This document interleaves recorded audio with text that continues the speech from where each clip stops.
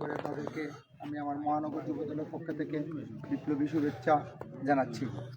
আজকের যে অনুষ্ঠান সেটা হলো সিলেট মহানগর শ্রমিক দলের আওতাধীন 4 নম্বর ওয়ার্ড ও 7 নম্বর ওয়ার্ডের আহ্বায়ক কমিটিকে কেন্দ্র করে আজকে সংবর্ধনা দিচ্ছে শহীদ জিলুল হক জিলু ইউনিট।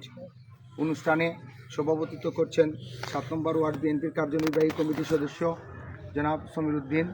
প্রধান অতিথি হিসেবে উপস্থিত আছেন সিলেট জেলা স্বেচ্ছাসেবক দলের সংগ্রামী যুগ্ম আহ্বায়ক আহসান মাহবুব।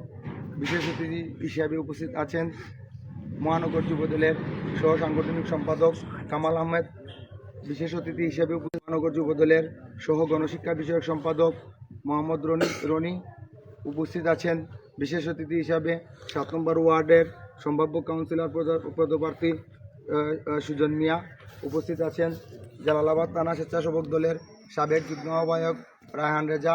উপস্থিত আছেন 7 নম্বর ওয়ার্ড স্বেচ্ছাসেবক দলের সাবেক যুগ্ম আহ্বায়ক লাল মিয়া। উপস্থিত আছেন 7 নম্বর ওয়ার্ড স্বেচ্ছাসেবক দলের যুগ্ম আহ্বায়ক এনায়েত আহমেদ সহ আমাদের ওয়ার্ডের বিভিন্ন পর্যায়ের নেতৃবৃন্দ। আর উপস্থিত আছেন 7 নম্বর ওয়ার্ড ছাত্রদল এবং স্বেচ্ছাসেবক দলের যুগ্ম আহ্বায়ক নজরুল ইসলাম। উপস্থিত আছে 7 নম্বর ওয়ার্ড ছাত্রদলের যুগ্ম আহ্বায়ক আনোয়ার হোসেন হৃদয়।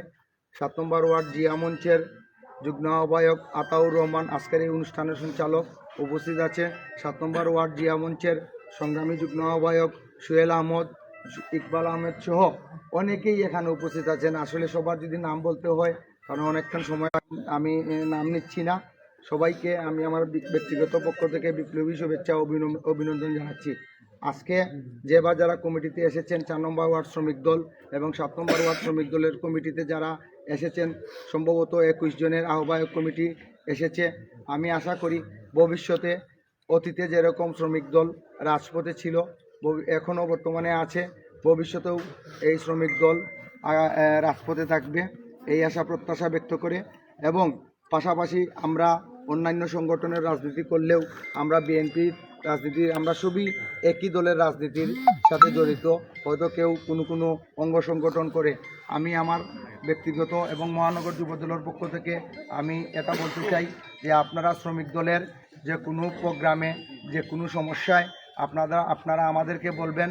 আমরা আমাদের সব সময় আমাদের সাধ্যমতো চেষ্টা করব।